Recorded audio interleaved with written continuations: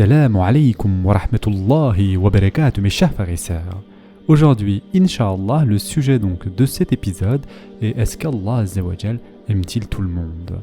C'est une question que nous rencontrons souvent. En tant que musulmans, disons-nous Allah Azza wa Jal aime tout le monde. Allah Azza wa Jal aime-t-il les méchants, c'est-à-dire les mauvaises personnes aussi? Une chose est certaine, c'est qu'Allah Azza wa Jal n'aime pas les oppresseurs. Allah Azza wa Jal n'aime pas les injustes. Et donc, comment concilier donc cela avec El-Wadoud, qui est l'un des noms d'Allah Azza wa Jal, qui signifie le plus aimant. Mes chers frères et sœurs en islam, Allah Azza wa Jal aime le bien pour tous.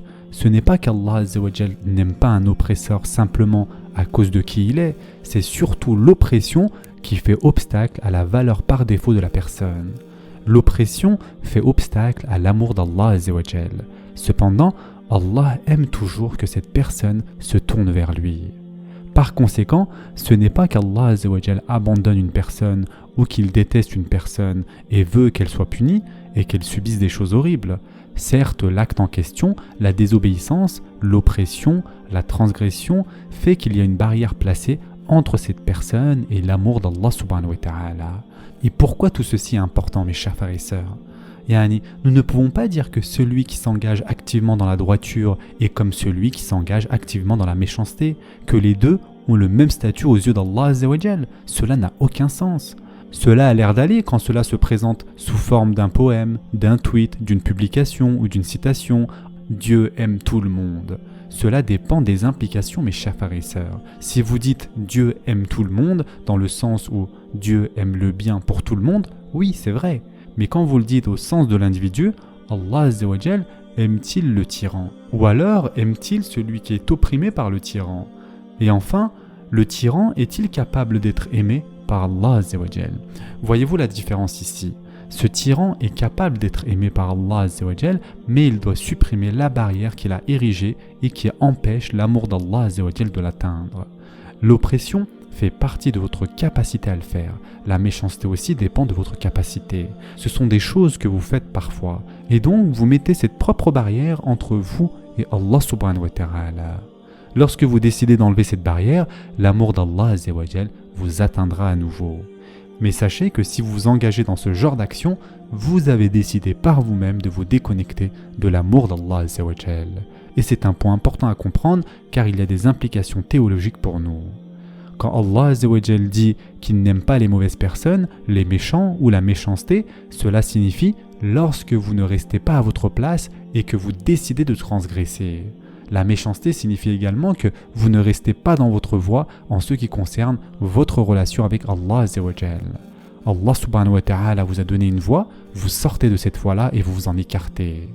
Fisq, dans la terminologie coranique, fait généralement référence au droit d'Allah Azza wa Jal sur vous. Et Allah subhanahu wa ta'ala n'aime pas les oppresseurs. Ce type de transgression se réfère généralement au droit d'une création sur vous. Et cela met une barrière entre vous et Allah Azza wa Jal. Les savants ont dit qu'il existe deux types d'oppression.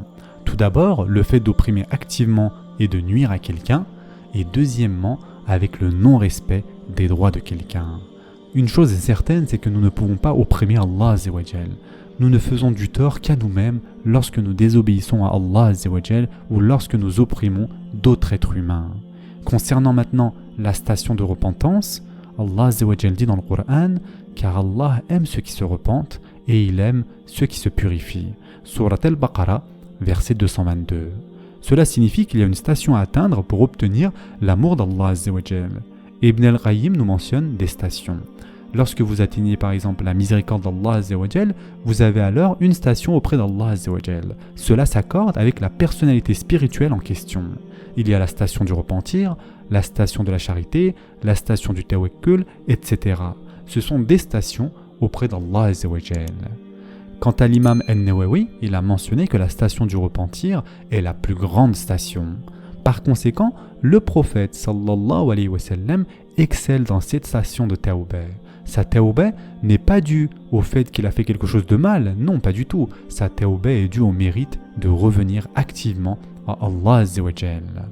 L'imam An-Nawawi a dit qu'il n'y a pas eu un seul jour dans la vie du prophète sallallahu alayhi wa sallam, après que les versets lui furent révélés, où il n'ait pas demandé pardon à Allah azza wa jal. Cela signifie que lorsque le prophète sallallahu alayhi wa sallam a dit « Je me tourne vers Allah au moins 100 fois par jour », il a utilisé le mot 100 fois par jour comme minimum, et il n'a jamais manqué de se repentir auprès d'Allah azza wa jal, moins que cela en un jour. De plus, une histoire que vous connaissez tous, d'après Nu'man ibn Bashir, Allah azza wa jal est plus satisfait du repentir d'un serviteur croyant que d'un homme qui part en voyage avec de la nourriture et de la boisson sur le dos de son chameau et qui le perd.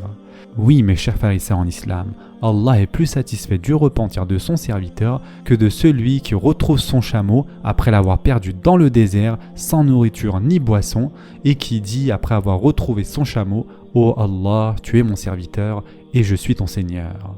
Nous pouvons tirer de nombreux enseignements de ce hadith. Cet homme avait besoin d'Allah azza wa jal, et sans Allah azza wa jal, il serait mort. La relation entre cet homme et le chameau était indispensable pour l'homme dans cette vie, car le chameau disposait de toutes les provisions nécessaires afin de survivre lors de ce voyage dans ce monde.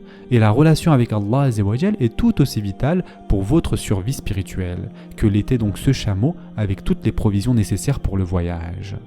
Le prophète sallallahu alayhi wa sallam a mentionné que toutes les provisions étaient sur ce chameau.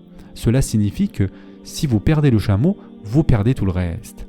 Le chameau, avec toutes ses provisions qui étaient sur lui, signifie que vous ne serez pas insouciant envers Allah azza wa jal à ce point si vous connaissiez l'importance de demander pardon à Allah azza wa jal, même lorsque vous êtes assis et que vous avez une conversation. Vous devez toujours être engagé dans l'istighfar. Sans Allah azza wa jal, vous mourriez donc spirituellement. Sans tawbah, vous mourrez d'une mort spirituelle. L'homme était si désespéré lorsqu'il a été abandonné par le chameau. Et dans la sourate Az-Zumar, Allah azza wa jal dit « Ô mes serviteurs, qui avez commis des excès à votre propre détriment, ne désespérez pas de la miséricorde d'Allah, car Allah pardonne tous les péchés. Oui, c'est lui le pardonneur, le très miséricordieux. » Sourate Az-Zumar, verset 53. Mes chers frères et sœurs en islam, il ne faut donc jamais désespérer de la miséricorde divine. Le fait que vous soyez en vie signifie que l'invitation qu'Allah azza wa jal vous a adressée pour revenir à lui est toujours d'actualité. Allah azza wa jal vous a lancé une invitation à vous engager dans une relation avec lui, et le fait que vous respiriez encore et que vous ayez toujours la capacité de dire « Astaghfirullah » signifie que l'invitation est toujours active. Lorsque l'homme a trouvé le chameau et qu'il s'est reconnecté avec Allah azza wa jal, ces mots étaient en fait erronés. Ce qu'il a dit est en effet une incrédulité explicite. Mais l'imam Ibn Hajar al-Asqalani a dit « Le prophète sallallahu alayhi wa sallam a mentionné ce hadith de cette manière, car si vous revenez à Allah azza wa jal, même s'il y a une imperfection dans votre retour, Allah ne prendra pas en compte de la perfection de cela en premier lieu. Tout ce que vous avez à faire est de dire « Je suis désolé, astaghfirullah » et de revenir à Allah azza wa jal. Parfois les paroles vous font défaut. Cependant, si Allah azza wa jal voit la sincérité dans cela, vous serez même récompensé. Allah azza wa jal a vu à travers le cœur de cet homme lorsqu'il a prononcé ces mots. Cet homme s'était trompé dans ses paroles. Sa première parole de repentir était totalement erronée. Cependant, Allah subhanahu wa ta'ala a regardé la sincérité dans les paroles et c'est tout ce dont Allah azza wa jal avait besoin pour pardonner et faire miséricorde. Allah azza wa jal n'a nullement besoin de vous, ni de moi, en aucune façon. Si vous et moi devions être aussi méchants que la plus méchante création d'Allah azza wa jal, cela ne diminuerait en rien du royaume d'Allah azza wa jal et ne lui porterait aucun préjudice. Vous pourriez être aussi mauvais que les shayatines ou aussi juste que les prophètes. Cela ne profiterait en rien ni ne porterait préjudice à Allah azza wa jal. Pourtant, Allah azza wa jal est plus ravi de votre repentir que cet homme lorsqu'il a retrouvé son chameau en plein désert. La raison pour laquelle les savants du hadith ont insisté sur ce hadith en question est que même si Allah azza wa jal n'a pas besoin de nous et que nous avons infiniment besoin de lui, Allah azza wa jal est plus heureux de voir son serviteur revenir à lui dans son obéissance et l'accomplissement de ses ordres que l'homme qui retrouva son chameau en plein désert. Subhanallah, combien Allah azza wa jal est miséricordieux. Il se tourne toujours vers nous et Allah azza wa jal est toujours satisfait d'un serviteur lorsque ses serviteurs se tournent vers lui et entament le chemin du repentir. Ce sera tout pour aujourd'hui. En attendant, prenez soin de vous mes chers frères et sœurs et à très prochainement, Inch'Allah.